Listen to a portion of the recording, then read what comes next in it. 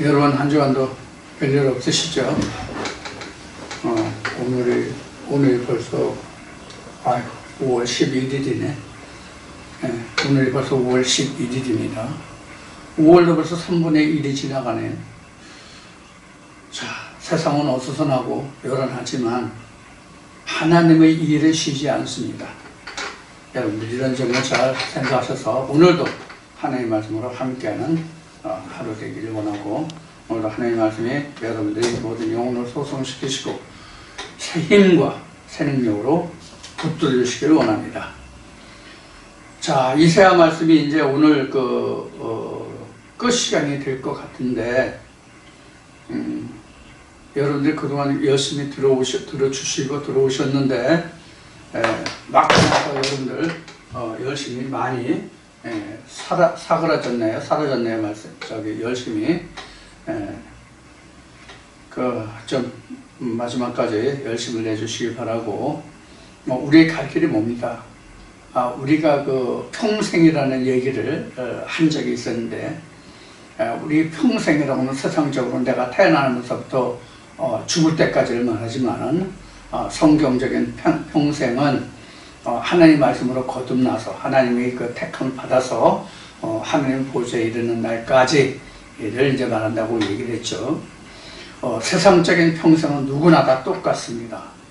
그러나 믿음 안에서의 평생은 그 결과가 항상 두 가지로 나타납니다. 아버지의 보좌 아니면 그 다른 데시요. 그 답은 바로 누가복음 16장에서 부자와 거지 나사로와 같습니다. 우리는 세상 사람들이 보기에는 거지 나사로와 같은 삶을 살 뿐입니다. 그러나 영적으로는 우리가 바로 부자와 같은 삶입니다. 영적으로는. 왜? 아버지의 나라가 다 우리 것이기 때문에 그렇습니다. 자, 이런 희망과 소망을 가지고 믿음 안에서 실족하지 아니하고 반드시 이겨 승리하는 승리자 모두가 되기를 이 시간 축원드립니다. 자, 오늘은 이사야 66장 이제 끝 시간이 될 것 같은데, 지난주에 이사야 66장 9절까지를 말씀을 드렸죠. 이사야 66장 9절까지를 우리가 나눴는데, 이사야 66장 7절로부터 9절까지는 이스라엘이라는, 즉 하나님이 통치하시고 다스리는 나라의 형성을 의미합니다. 그러면 우리가 세상적으로 국제법적으로 말하면 한 나라가 세워지려면 영토와 국민과 주권이 있어야 되거든요. 이 세 가지 조건이 갖춰져 있다 하더라도 지금은 국제법적으로, 즉 유엔의 승인이 있어야 그 나라가 국제법적으로 정상적인 국가로 세워질 수가 있어요. 그러지 못하면 나라라고 할지라도 그것은 부정한 정부죠. 부정한 정부예요. 자, 그러면 우리가 하나님의 나라도 이와 같이 국민이 있고 주권이 있고 영토가 있어야 된단 말이에요. 그러면 우리는 이스라엘이라고 하면 역사적으로 성경에 기록된 그 나라만을 생각한단 말이에요. 그러면 지금 이러한 나라가 이사야 66장에 지금 7절부터 9절까지 기록된 말씀같이 이런 나라가 생긴다고 한다면 이게 이렇게 순간에 생긴다는 얘기잖아요. 하나님이 생각만 하시면, 뜻하시기만 하면 그냥 순간에 하나님의 나라가 생긴다는 뜻이란 말이에요. 그러면 한 번도 하나님은 그동안 예수가 2000년 전 유대 땅에 왔다 가신 이후로 한 번도 그러면 이렇게 하나님이 생각하신 적이 없었다라고 얘기하고 그런가요? 아니면 이사야가 이러한 예언을 해놓은 이후로 한 번도 이스라엘이라는 나라를 세우겠다고 생각하신 적이 없다고 말해야 되나요? 아니면 지금 중동에 있는 이스라엘 나라를 이렇게 세우셨다고 해야 맞나요? 성경에서 말하는 이스라엘은 세상에 드러난 이스라엘을 말하는 것이 아니라 드러나지 않은 하나님이 통치하시는 나라를 말하거든요. 그래서 지난주에도 이 7절에서 9절까지의 말씀을 통해서 언급을 했듯이 베드로가 말한 것 같이 너희가 하나님의 나라요 왕같은 제사장이요 이렇게 얘기했단 말이에요. 그리고 예수도 마태복음 말씀을 통해서 마태복음 요한복음 말씀을 통해서 하나님의 성전은 사람의 손으로 세운 성전을 얘기하시는 게 아니란 말이에요. 자, 이걸 놓고 보면 하나님이 말씀하시는 이스라엘은 사람의 힘과 손으로 사람의 무리들로 세운 이스라엘을 말씀하시니 아님도 우리가 여기서 깨달아야 돼요. 여러분들에게 또 언젠가 다시 말씀드릴 기회가 있겠지만은 여러분 우리가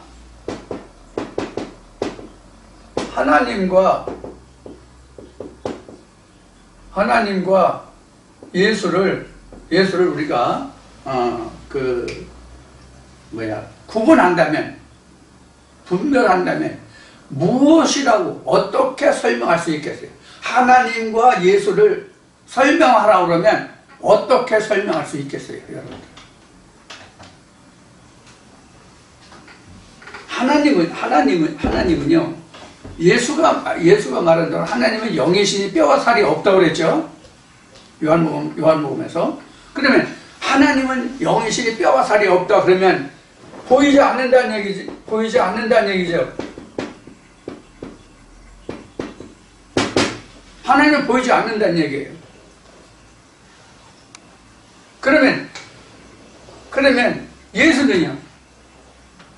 예수는 요한복음 1장에서 증거한 바와 같이 말씀이 육신을 입었기 때문에 하나님은 영이라서 보이지 않는다고 한다면 예수는 말씀이 육신을 입었기 때문에 예수는 보이는 존재예요.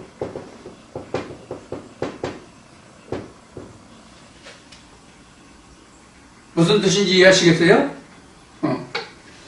하나님은 뼈와 살이 없으니 요한복음에서 예수가 말하기를 뼈와 살이 없으니 그러면 보이지 않는다는 존재예요. 그런데 요한복음에서 예수가 예수를 설명하기를 말씀이 육신을 입었다고 그랬거든요. 말씀이 육신을 입었다는 것은 말씀이 사람 안에 들어왔다는 얘기란 말이에요. 그럼 예수는 보이는 존재예요. 자, 그러면 이게 성경에 기록한 표면적인 증거예요, 이게. 성경에서 말로 표현한 표면적인 증거예요. 그럼 우리가 이면적으로 우리가 그 속을 들여다보자고요. 하나님은 보이지 않는다고 그러는데 하나님은 실상으로는 보이는 존재예요. 예수는 보인다고 그러는데 보이지 않아요.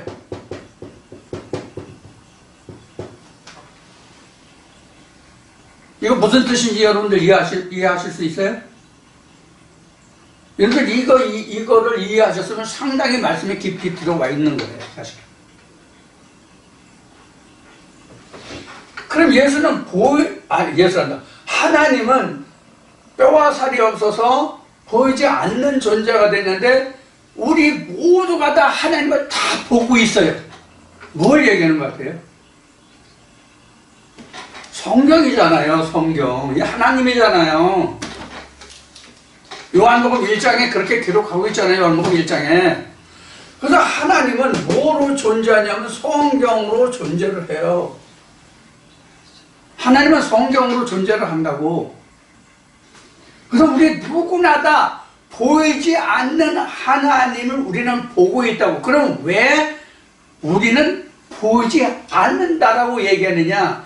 그 속을 모르기 때문에 하나님이 보이지 않는다. 성경을 봐도 하나님이 예수가 뭔지 모르잖아, 실상은. 그리고 하나님을 이 그 성경을 본다고 성경을 보고 읽었다고 해서 하나님을 보는 건 아니잖아. 이제 조금 더 설명을 드릴게요. 자, 그래서 성경을 통해서 우리가 하나님을 실제로 봐요. 그런데 예수는 지금 얘기한 대로 요한복음에 기록된 대로 요한복음 1장 14절부터 17절까지 기록된 말씀과 같이 말씀이 육신을 입었잖아요. 그 말씀이 육신을 입었기 때문에 뭘 봐요? 겉은 보는데 그 속은 보지 못한단 말이에요. 그럼 진짜 예수가 누가 예수예요? 그 속이 예수지 겉이 예수가 아니잖아요. 그런데 오늘날 신약에서 보는 예수는 뭐예요? 2000년 전 유대 땅에 왔던 그 겉모습이 예수잖아요. 그럼 그 겉모습이 예수가 아니라는 증거가 성경에 있어요, 없어요? 어? 성경에 있냐고 없냐고? 있어요, 성경에. 그는 본래 하나님이시기 때문에 죽을 수도 무덤에 들어갈 수도 없다고 돼 있단 말이에요. 모세가 무덤이 없다는 것도 신명기 그 34장인가 그 마지막 장에 오늘날까지 모세의 무덤을 아는 자 없더라도 마찬가지란 말이에요.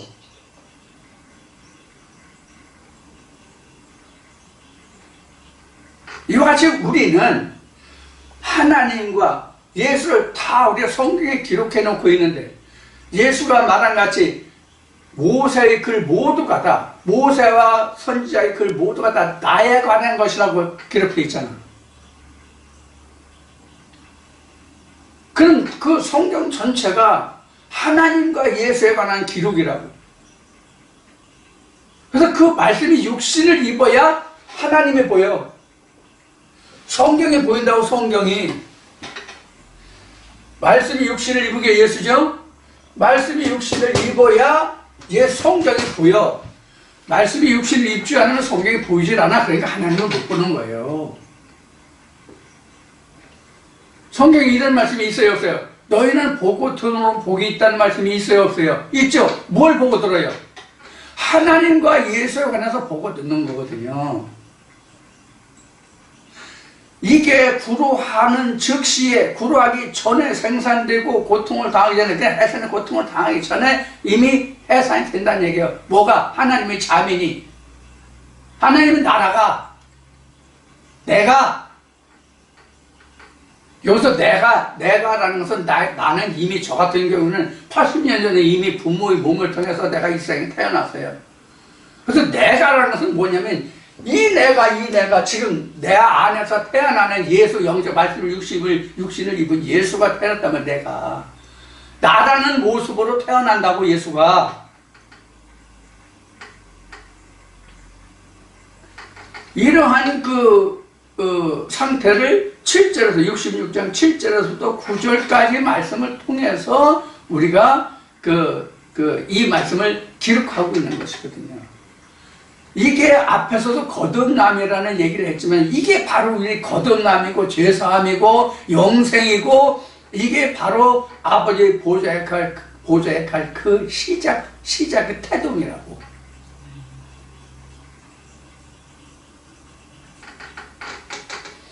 그러니까 신약에서는 모든 기록되는 증거의 말씀이 모두 어느 선자의 말씀에 이렇게 돼 있는 거라고. 그게 이게 모세란다.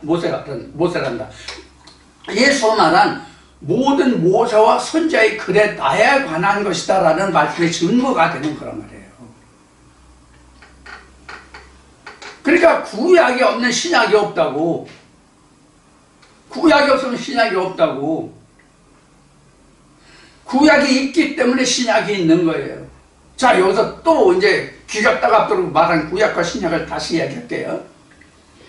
구약과 신약하면 아직도 우리가 어린아이와 같아서 구약하면 창세기부터 말라기까지, 신약하면 요한복음부터 계시록까지 이렇게 생각하는 우리 중에도 이런 사람이 있는지 모르겠는데 이거 아니에요. 우리는 창세기부터 요한계시록까지 다 구약이에요. 우리가 말하는 구약이라는 의미는 아직까지 내게 이루어지지 않은 말씀의 모든 것이 구약이에요. 내게 깨달아서 내 안에서 성전의 모습으로 예루살렘으로 하나님이 다스리는 말씀으로 드러나지 않은 모든 말씀을 다 구약이라고. 구약이지만 내게 드러난 말씀에 대해서 내게 이루어졌으면 그 신약이 되는 거고, 신약이라 할지라도 드러나지 않아서 내가 이루어지지 않아서 그 말씀도 구약이 되는 거고, 이 관계를 우리는 확실히 정립해둬야 돼요. 그래서 성경에는 네 뜻과 내 뜻이 다르다라고 말씀하시는 거예요. 그래서 사람이 생각하는 것과 성경에서 말씀하시는 하나님이 말씀하시는 거는 전혀 다르거든요. 그래서 네 뜻과 내 뜻이 다르다라고 얘기한 거예요, 성경은. 자, 그래서 이사야 66장 7절부터 9절까지 이런 부분을 이건 설명할 것도 없다. 너무 단순하고 그동안 많이 얘기했기 때문에 라고 지난주에 그냥 지나왔기 때문에 지금 이 말씀을 증거드리는 거예요. 우리는 66장 7절에서 9절까지 이 말씀을 통해서 보이는 하나님과 보이는 예수가 되어야 돼요. 둘 다 보여야 된다고. 둘 다 보여야 한다는 얘기는 바로 뭐예요? 내가 예루살렘이 됐다는 얘기예요. 하나님의 백성이 됐다는 얘기예요. 이스라엘이 됐다는 얘기라고. 이스라엘이 됐다는 얘기는 내가 하나님으로서 다스린다는 뜻이 바로 이스라엘이잖아요. 이스라엘이라는 뜻이. 그러니까 하나님으로서 다스린다는 얘기는 하나님의 말씀이 내가 이미 이루어졌다는 얘기란 말이에요.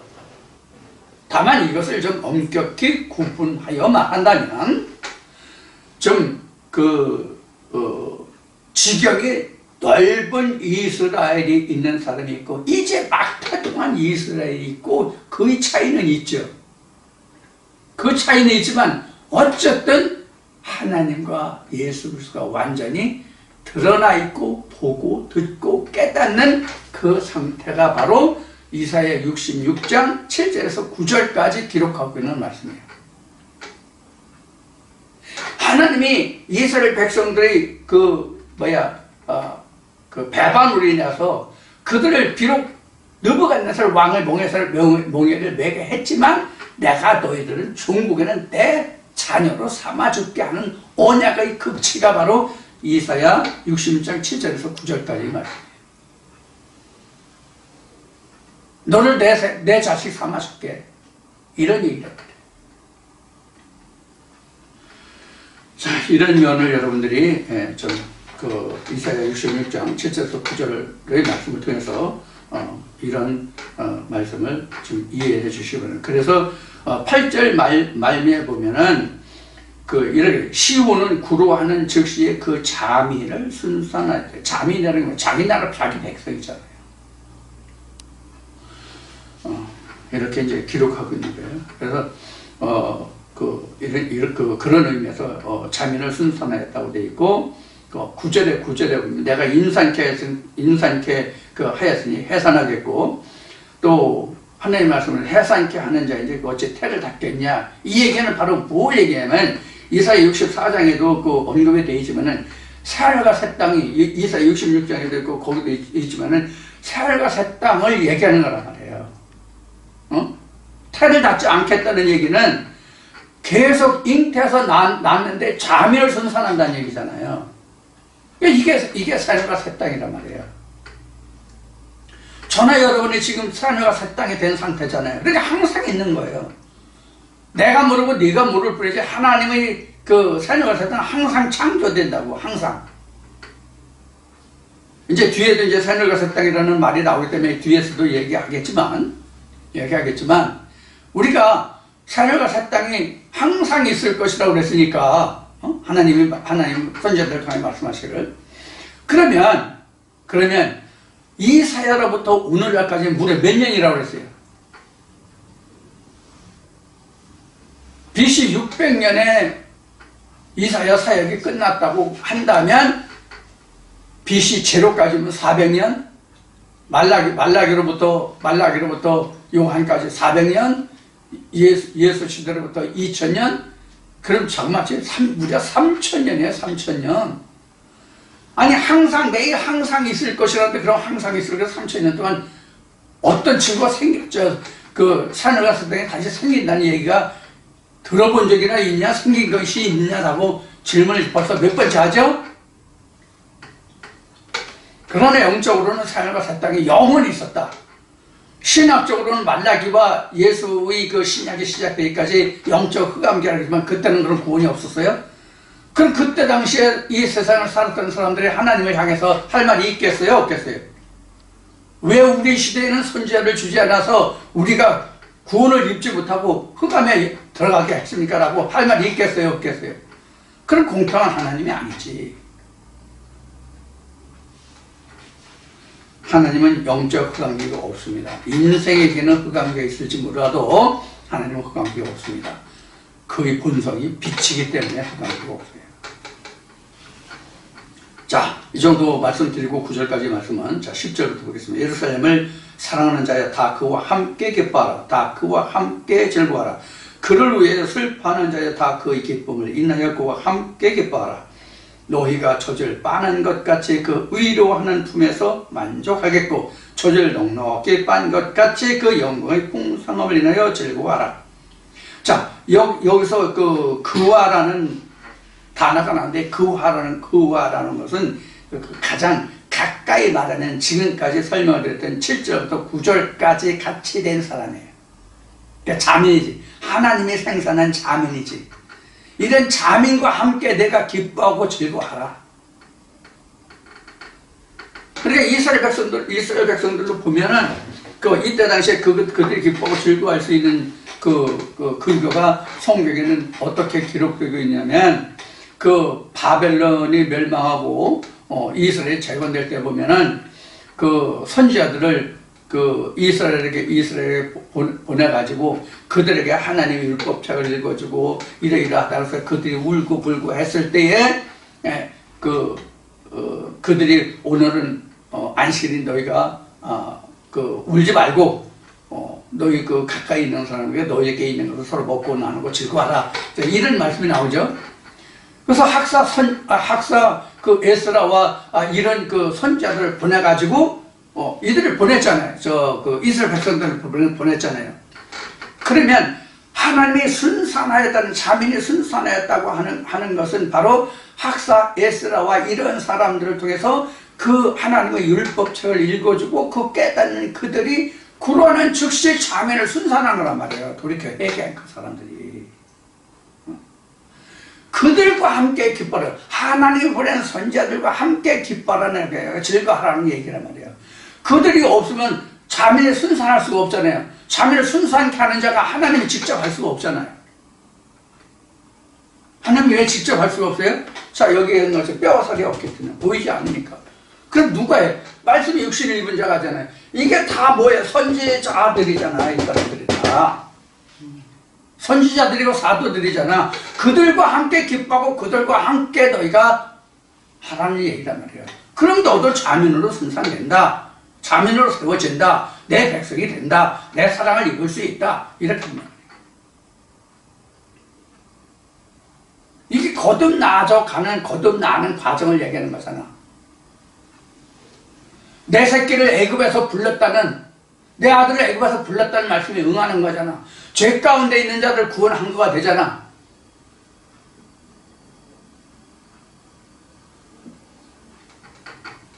이것이 지금 10절에서부터 지금 11절까지의 말씀을 공독한 건데요.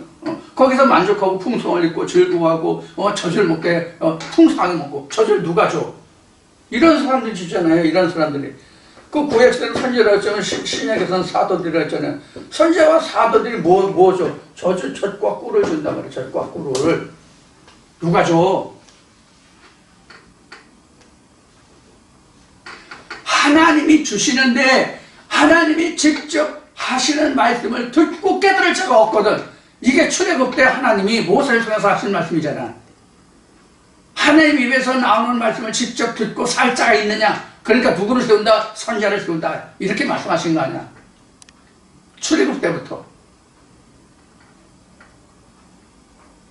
그러니까 우리는 바로 영통하는 사람을 통해서, 이거 바로 영통한 사람이잖아. 선지자나 사도들은.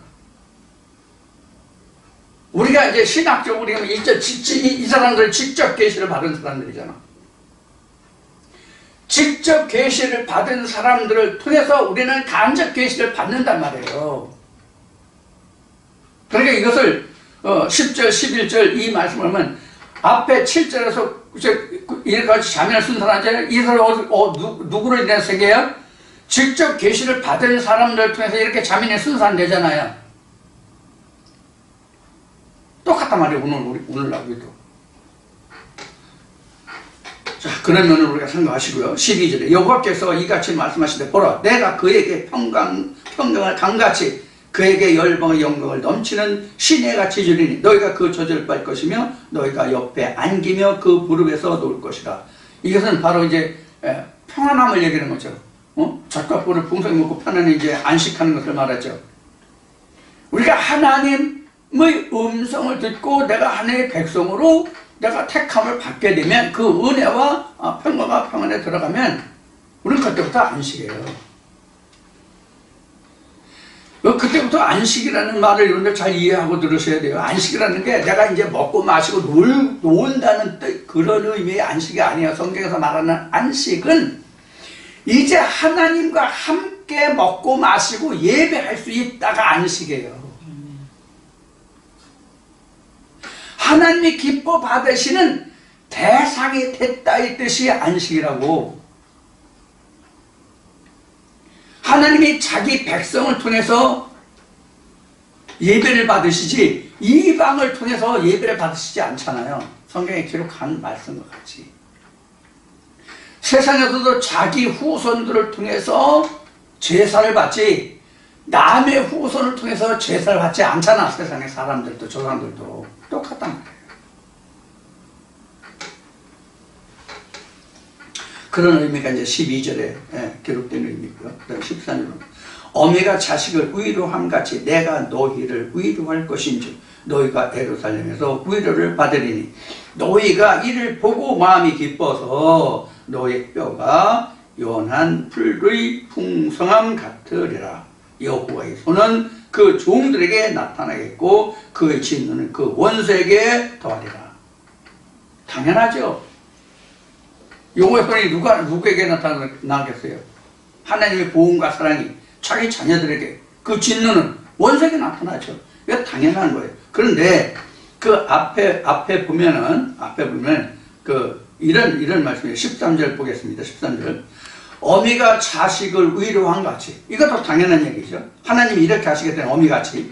그 다음에 내가 너희를 위로할 것인지 너희가 예루살렘에서 위로를 받으라. 어디에서 위로를 받는다고요? 예루살렘에서.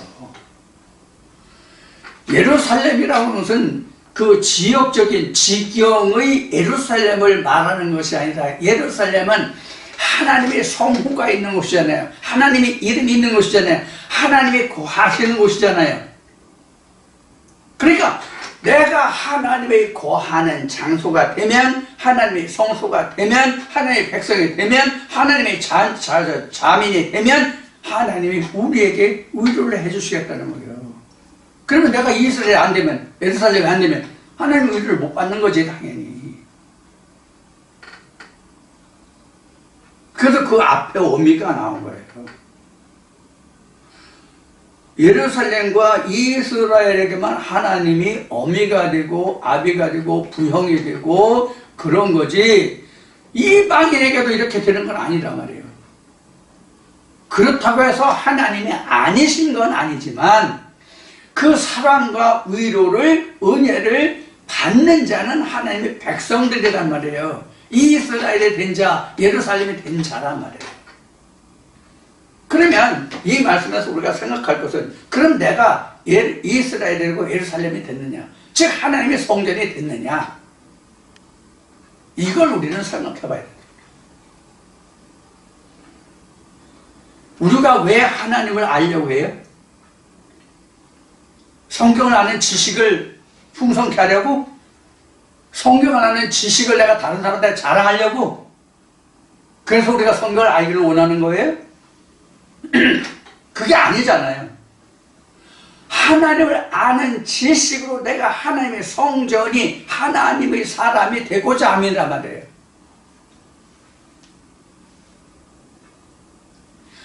하나님이 신이 되고자 함이란 말이에요. 우리가 하나님의 말씀을 알고자 하는 것은 이 하나님의 말씀을 성경을 알고 내가 이 지식을 너 이거 알아? 이거 알아? 이건 이거야 저건 저거야 너 이렇게 하지 이렇게 하지 야 그게 이거야 이거야. 그래서 내가 하나님을 즉 성경을 아는 지식을 누구한테 자랑하고 나를 우쭐하게 세우려고 우리가 성경을 알고자 하는 게 아니란 말이에요.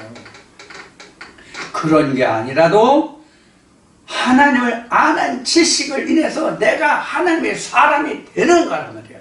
즉 하나님의 신이 되는 거란 말이에요.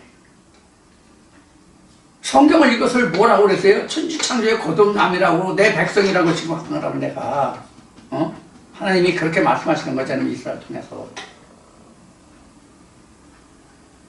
좀 속된 표현을 하면 너 내 새끼 만들려고 그러는 거야 이런 얘기잖아요.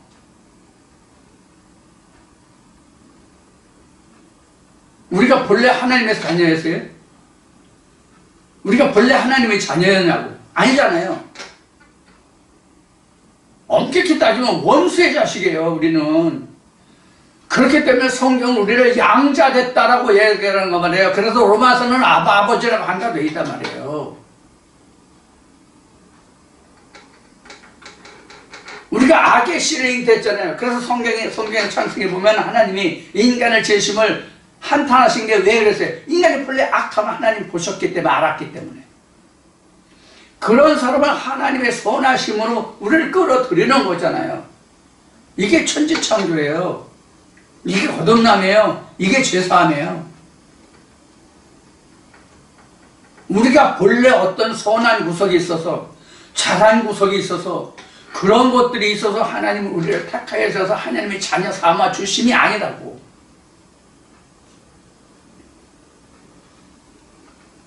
그래서 성경은 이렇게 표현하는 거 말이에요. 우리가 은혜를 입은 것은 그 은혜가 아니라 빚이다. 빚이라는 건 뭐예요? 당연히 내가 받을 수 있는 고난이 있어서 받았으면 그게 빚이 아니죠. 내가 그것을 다른 사람에게 차용하게 내 것이 아닌데 내 거를 삼았기 때문에 그게 빚이란 말이에요. 내 거가 아닌데 내가 사용했으면 그게 빚이란 말이에요.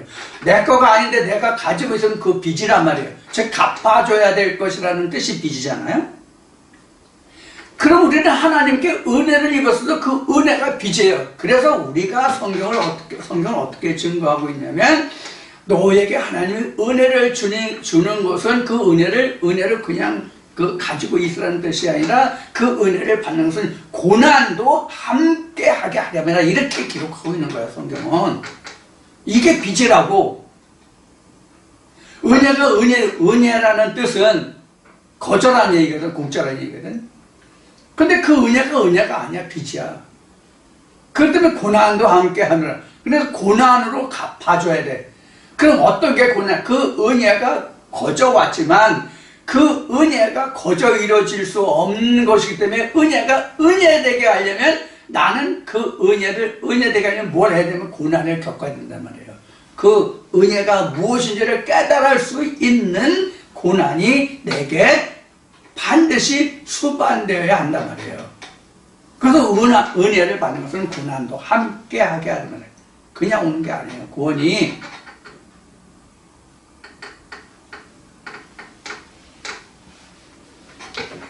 이런 얘기를 하면 일부 신학자들이나 그 목사들은 또 이제 뭐 들고 일어나겠지만 성경은 그렇게 기록하고 있지 않다는 거. 자, 그래서 14절 말씀은 너희가 이를 보고 마음이 기뻐서 너희 뼈가 요원한 풀의 무성함 같으래. 여기서 뼈가 요원한 풀같이라고 이렇게 설명하고 있는데 뼈가 실제 연하면 어떻게 돼? 어린아이죠? 뼈가 연하면. 그렇다고 풀과 같지는 않잖아요. 아무리 아이들의 뼈가 영아들이라고 그러지 바로 난 아이들 영아라고 그러죠. 영아의 뼈가 아무리 풀같이 연하다고 해도 풀같이는 아니잖아. 그럼 우리가 여기에 표현한 뼈가 연한 풀같이 무성함 같으라고 한 것은 뭐냐면 하나님의 은혜에 대해서 감사한다는 뜻이에요. 왜 그럼 연한 것이 감사한다는 뜻이냐? 성경에 뭐 이런 말이죠. 너희가 하나님의 은혜의 말씀이 임하거든. 너희가 하나님의 은혜에 대해서 너희 마음을 강팍하게 하지 말라는 말씀이 있죠. 강팍하다는 얘기가 뭐냐면 딱딱하고 곧다는 얘기거든요. 그래서 하나님 성경에 이런 말씀이 너희 목이 곧은 족속이라는 말씀이 있잖아요. 그런 것에 대한 빗대어 관한 말씀이에요. 그러니까 뼈가 연하다는 것은 뭐예요? 하나님께 순종하고 복종하는 고분고분한 그런 모습이 바로 뼈가 이렇게 연한 풀 같다라고 설명하고 있는 거예요. 그러니까 이렇게 연하고 고분고분하고 순종하는 그 모습을 그리고 있어요. 근데 이런 하나님의 은혜가 이제 나타나겠고, 이런 그 하나님의 은혜가. 그 다음에 그 원수에게는 진노가 나타난다고 그 뒤에 이어지잖아요. 바로 그건 상반된 그 대부로서 기록한 그런 말씀이라고 보면 되겠습니다. 자, 그 좀 말씀을 더 이제 진행해서 우리가 말씀을 좀 봅시다. 보라, 여호와께서 불의 옹무이 되어 강림하시리니 그 수레들은 해리바람 같으리로다. 그가 혁격한 위세로 노를 베푸시며 맹렬한 화염으로 견책하실 것이다. 지금 그 하나님이 어떻게 그 임하신다 그럴까, 드러난다 그럴까, 나타난다 그럴까, 이제 그런 모습을 이제 여기서 이제 그 묘사하고 있는데, 보라, 여기서 불의 옹유돼요. 이 불의 옹유된다는 얘기는 뭐냐면 하나님의 말씀이 그 여러 가지로 표현되는데, 하나님의 말씀이 그 불이라는 말씀이 있죠. 불이라는 말씀이 있죠. 그래서 그 이사야 말씀에 그 시작 때도 이사야 때도 그랬지만 여호와 입의 길을 보면 이렇게 인생은 그 초목이라서 불같이 사라 여호와 입의 길을 보면 다 불타버려 사라지리라 그런 말씀이 기록되어 있죠. 이사야 말씀에 보면은 우리가 이제 40장에 41장에 보면 그렇게 나왔는데 이사야 부르짖으라고 하는 말씀에서 불의 옹유에 되어 강림하시리니 불의 옹유에 된다는 건 뜨겁게 하나님의 말씀 우리에게 뜨겁게 임한다는 뜻이에요. 하늘에서 내게 불같이 와야만 나를 그 완전히 불살라서 더럽고 추한 것을 다 태워버리고 하나님의 말씀이 내게 좌정될 거 아니에요. 이제 그런 이제 의미적인 그런 이제 말씀으로 이제 불의 옹이되어 강림하시리니 그 수레들은 해리바람 같으리라. 이 수레들이라는 것은 그 여기서 뭐 하나님의 말씀이 뭐 수레로 오나요? 근데 성경은 수레가 많이 돼 있죠.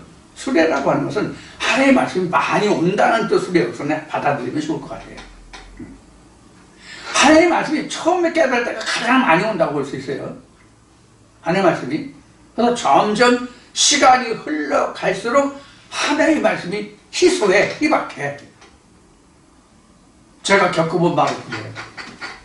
처음에는 진짜 감당 못할 정도로 하나님의 말씀이 진짜 소낙비같이 와요. 그때 다 그 기록해놨으면 엄청났을 텐데 진짜 그때 그런 생각을 미처 못했지. 지금은 세상 속담으로 그거 한다면 가뭄에 콩나듯이야. 우리도 성경을 보면 그 지금 이사야 선지자 말씀을 듣고 있지만 선지자들을 대철도로 보면요 말씀이 항상 하나님이 임하셔서 하나님이 말씀하실 게 아니에요. 그 말씀이 임하는 것이 1년일지 2년만일지 3년만일지 아니면 일주일 간격일지 급할 때는 하나님이 거의 매일 말씀하시다시피 해요. 그 말씀이 급할 때는. 근데 그렇지 않을 때는요 언제 말씀하실지 몰라요. 그래서 내가 깨어있지 않으면 하나님이 다녀가신지도 몰라. 그냥 생각하고도 그 말씀이 깨달아졌음에도 불구하고 어느 순간에 보면 내가 어느 때 뭐를 내가 깨닫고 느꼈는데 생각이 안 나네 이런 게 많다고. 저도 그런 게 많아요. 앞에 말씀드린 그 하나님과 예수 이것도 지금 한참 된 거거든요, 사실은요. 어느 날 그 말씀이 다시, 리마인드 되면, 다시 기억되고, 다시 올라오면 이거를 이야기할 수 있는데, 적어놓고 몇몇 놓지 않으면요, 까먹는다. 그냥 지나가 버린다. 그 어느 시간 지나면 완전히 흐려져 버리는 거예요.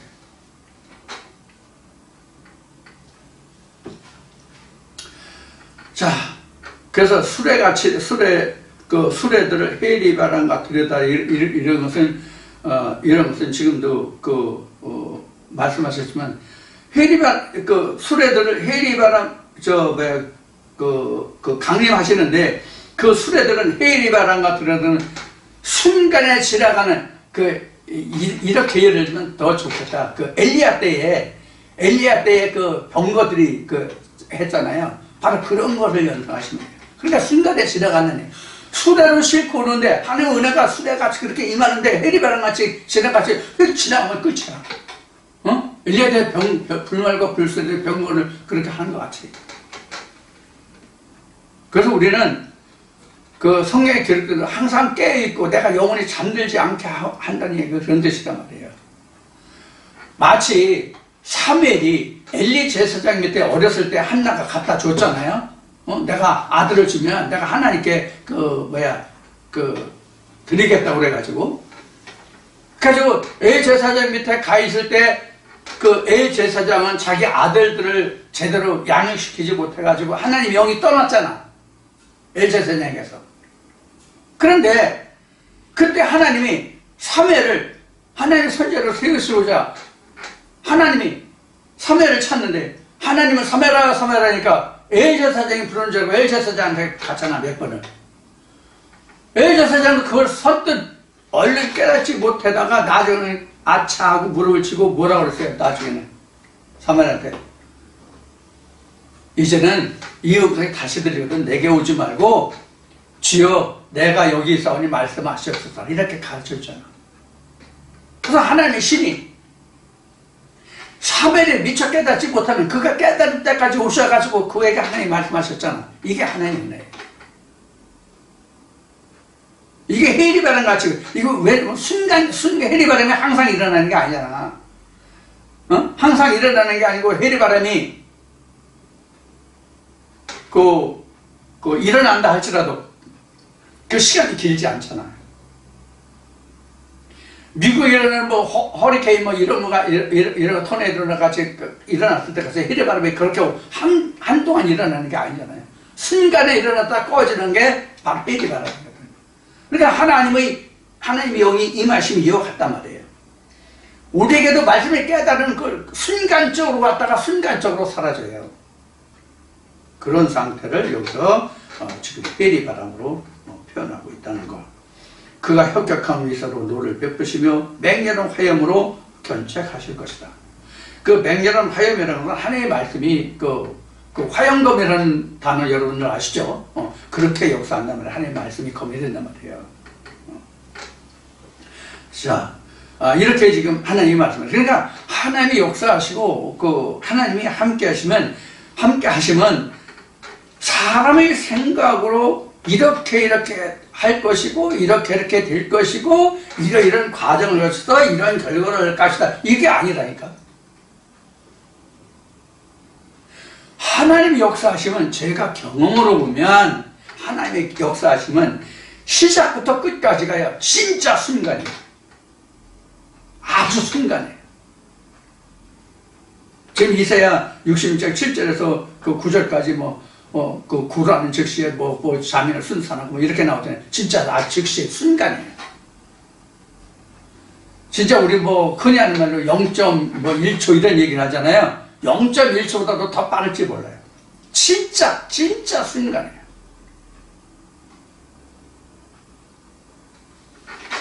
이 순간이라는 말이 영어로는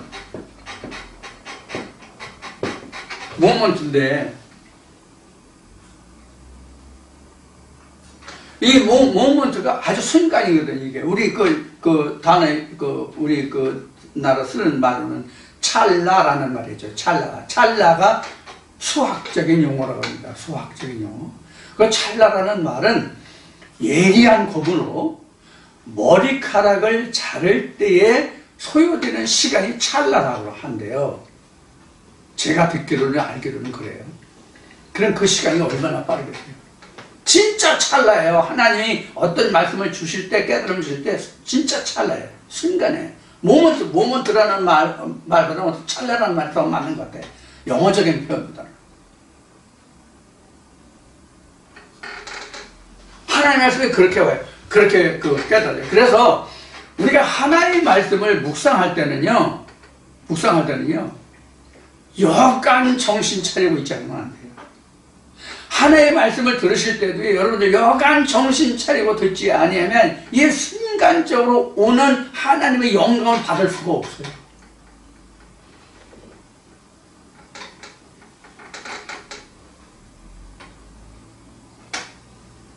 그런 면에서 지금 말씀을 들으시는 여러분들에게 고맙고 감사한 마음도 있지만 안타까운 마음이 참 크다는 것. 더구나 안타까움이 큰 그 이유와 원인이 뭐냐면 직접 대면하여 볼 수 없기 때문에 저희 안타까움이 정말 굉장히 커요. 분명 말씀을 듣긴 듣는데 비록 적지만 지난주 같은 경우는 1편과 2편 2편이 나가잖아, 한 주에. 근데 그 첫 편은 22인가 뭐 그렇고 후편은 15인가 16이에요. 제일 적어, 이사야 한 중에서. 그러면 좋아. 20명, 뭐 30명 아니면 10명 들었어. 그러면 어떻게 듣고 어떻게 깨닫고 받아들였는지는 지금 제가 모르잖아요. 얼굴을 보지 못하기 때문에. 그래서 이것이 가장 안타까워요. 그래서 혹시 제가 잘못 표현해가지고 또 표현은 제대로 했다 할지라도 받아들이는 입장에서, 받는 입장에서 잘못 받아들여지고 잘못 이해되면 그것을 수정해주고 정정해줘야 되는데 그걸 못하잖아. 그래서 안타까운 거예요. 그래서 안타깝다. 자, 여하튼 여러분들 이제 그 7절부터 그 9절까지 말씀을 좀 조금 보충해서 말씀을 드렸고 10절부터 지금 15절까지 말씀을 지금 우리 함께 나누고 있는데요. 우리에게 가장 중요한 것은 뭐가 가장 중요했냐면 지금 여기 설명하면서 언급된 것 같이 하나님의 그 영광의 순간으로거든요. 여기 헤리바란 같이 순간같이 여기 그 화염 나왔잖아요. 그러지. 화염은 사실 한참 저게지. 이렇게 하나님의 그 영감이 오기 때문에 우리가 하나님의 말씀을 들을 때에 귀담아 들어달라는 제가 그 멘트를 동영상에 달지만 귀담아 듣는 것도 중요하지만 크지만 귀담아 듣는다는 그 말뜻 속에는 이렇게 우리가 그 영감을 캐치할 수 있는 아주 민감하게 예리하게 영적인 면을 하나님께 투사할 수 있는 그런 면을 가져달라는 그런 의미가 이제 들어있는 거예요. 영은 예리하거든요. 민감하거든요. 에르바라는 거거든요. 화염같이 순간적이거든요. 우리 번개불이라는 얘기 있죠? 번개라는 얘기가 더 나을 것 같아. 화염보다는. 그런 의미로 우리가 이 화염이라는 뜻을 받아들였으면 좋을 것 같아요. 자, 이렇게 해서 이제 이 시간 또 마치고요. 잠시 쉬었다가 다시 만나겠습니다.